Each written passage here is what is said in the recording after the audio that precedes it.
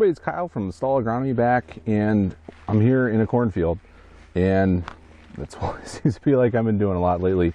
Most of my time has been looking for disease, and then we've got rootworm traps we're replacing, today at least. So we're counting rootworms, trying to determine pressure levels, different varieties, different trait packages, you name it. We're just trying to figure out what we can do and understand a little bit more about rootworms. This spring we did a bunch of soybean cyst nematode sampling, and just a lot of different projects going on pretty much all at the same time and throughout the year. So I've got this stuff going. I've got a few other things that are kind of a little bit top secret, we'll just call it. And then I'm out here in our plots and just looking at corn. And right now the biggest thing for me is trying to understand gray leaf spot pressure. We have yet to find tar spot. It's kind of one of those things, you know, we had talked about this winter. You know, there is a chance we would see tar spot this year. Was there a likelihood we would see tar spot?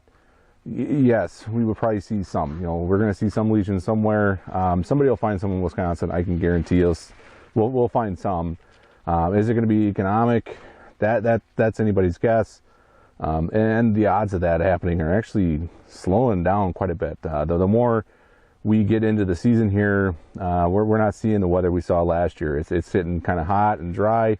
Today is not quite as hot, but it's definitely getting dry. So we're not really seeing much in the spectrum of tar spot. So, you know, that's been the buzzword. Everybody wants to spray for tar spot. We're all worried about tar spots. Are we going to get it? You know, we're probably likely going to see some. I think last year for us, we didn't really see a lot of it until mid-August, late August. But you also have to remember the weather at that time. You know, early August last year, we started getting rain, and we were just getting pounded with rain for probably almost 2-3 months. So lots of moisture, lots of stuff for that thing to get going. This year, we're definitely way drier than last year. You know, I'm walking fields. I haven't put insecticide or repellent on. I haven't sprayed any DEET on me today. And I'm not really running into mosquitoes yet. I'm pretty well bare sleeved at this moment, so mosquitoes aren't a problem. I really don't know what's going to happen with tar spot.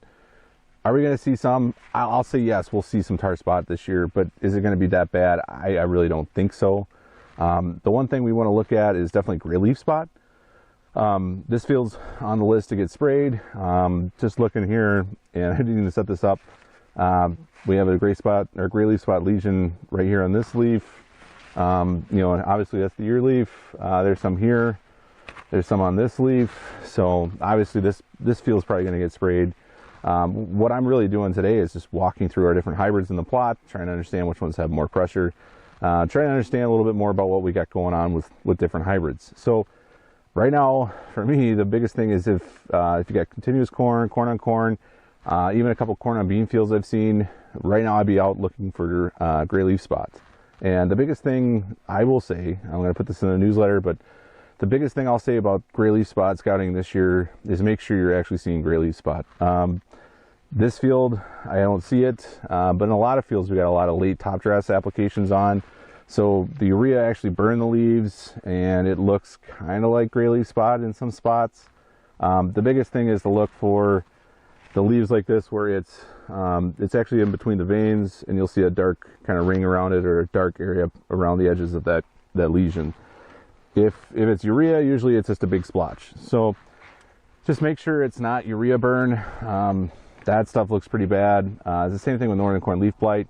I thought I found some, and then it's just kind of like, is it gray or urea burn? And more often than not, it's been urea burn. So it's really hard to discover disease this year, especially with this stuff pollinating. You're trying to look through all the pollen that's on the leaves. But the most part, gray leaf spot's where it's at. That's what I'm looking at. So the other thing with gray leaf spot is if I'm looking at diseases that in history, for at least most guys around here, or at least in our somewhat immediate area, of what fungicide has paid on and paid pretty big dividends, it's usually gray leaf spot. That's the one disease for us that if we do get it, and it's not an every year thing, we'll see some every year, but if we do get it bad enough, gray leaf spot can actually take a pretty good chunk of yield. And when I start seeing it on the ear leaf, I get really concerned. So this field's going to get some fungicide. But the last thing I'll talk about, obviously I'm in corn, but we're still looking at beans. it's kind of going to turn into a nightmare this year. We didn't get a lot of pre's on, and where we did get pre's on, you know, we went with something we can plant right into. There's a bunch of different options and things that happen. Basically, it's water hemp apocalypse going on pretty much in a lot of fields right now, and there's a lot of cobra being sprayed on beans that are just not even canopied.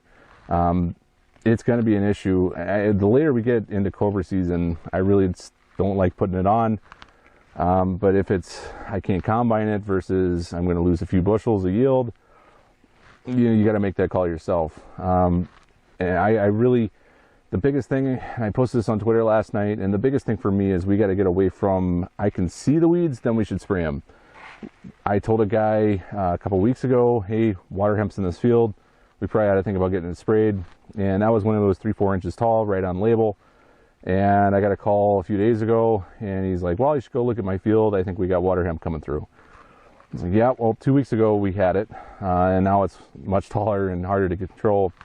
So we're just still in that mindset. And I get it. You know, I was in that mindset back, you know, like 7-8 years ago. You know, once we see the weeds poking through, that's when we go spray a Roundup. Now we're getting into that mind frame where we're not really going out after water hemp with Roundup anymore. We're going out with these other herbicides we used to use. 3 to 4 inch weeds is all that's on the label. Water hemp on Cobra's label at 12.5 ounces. Full rate is only at 3 inches. And I think it was like 4 nodes. So for me, that's a big deal. That means when we're going out there after 2-foot water hemp, I think maybe 50% usually survive. I've seen higher than that. I've seen a little bit lower.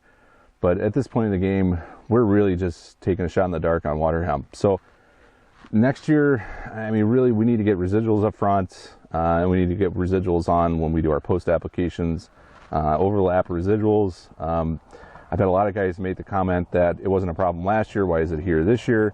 I think it was a problem last year. We just didn't see it. You know, they dinged them enough that they stayed below the soybean canopy, and we just didn't see them until this year where they actually came through. So it's an issue.